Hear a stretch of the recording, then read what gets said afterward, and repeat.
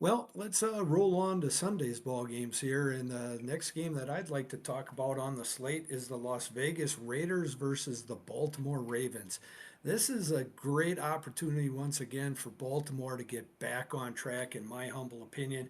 Baltimore's always done well when they've been heavily favored. They always seem to pull out the win.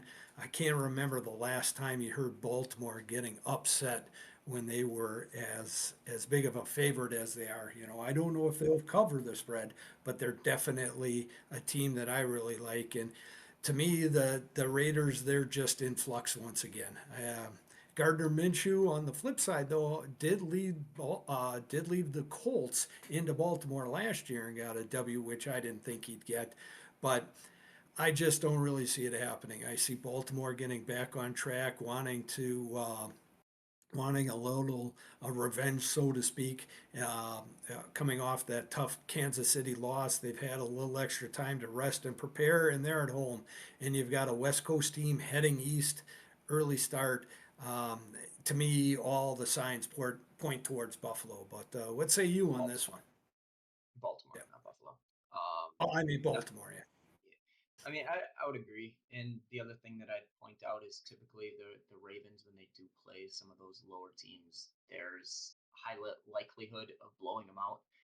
You see Baltimore put up a bunch of 40 spots and just cover easily when they're some of the bigger numbers. Um, Number has come down a little bit, down to I'm looking at Baltimore -9, was 9.5. So maybe a little bit of Raider money. That also could be just because it's Vegas.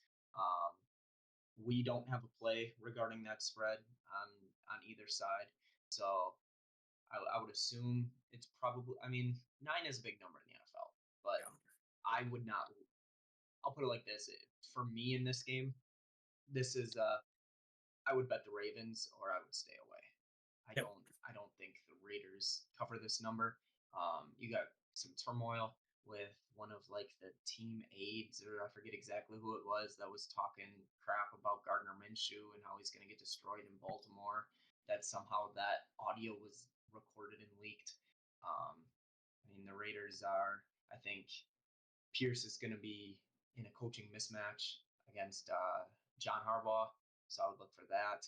And then the other thing you've heard a lot about Derrick Henry this and slow game week one, and how if the Ravens want to be successful, they're going to have to be physical and yada yada yada. So I expect the Ravens to come out a lot of read option, a lot of running the ball. Derrick Henry's rushing prop is about 15 or so yards higher in week two than it was in week one, even though he didn't get a lot of touches. Again, I think some of that had to do with um, being behind the sticks a lot and some of those procedural penalties that the Ravens took against Kansas City on opening night. So if they clean up a little bit of that, I expect more of a Derrick Henry workload. And I mean, we'll see. He could be in for a big day because I'm not a huge. I mean, the Raiders. Let's not forget, um, they just gave up a ton of yards on the ground. They were getting torched. So Yep. Yeah, it's definitely not the best Raider defense that they've been able to put out on the field. I've got a ton of respect for Max Crosby, but yeah. he's one guy, and you stay away from him, you can stay on the ground. This Mm, game fits very well for Baltimore, and I just don't see them. I yeah. just don't see them losing, uh, Yep. not this time around. So, Yeah, J.K. it, Dobbins went 10 for 135. They ran for 176 yards. The Chargers did in week one yeah, against this Raider defense. So I would expect a lot more of the same. yeah, I would agree. I would agree. So I think we're both saying Baltimore, a lot of points to lay. We aren't going to lay them. Coach says we're not going to lay them. So we're gonna move on to that next game then.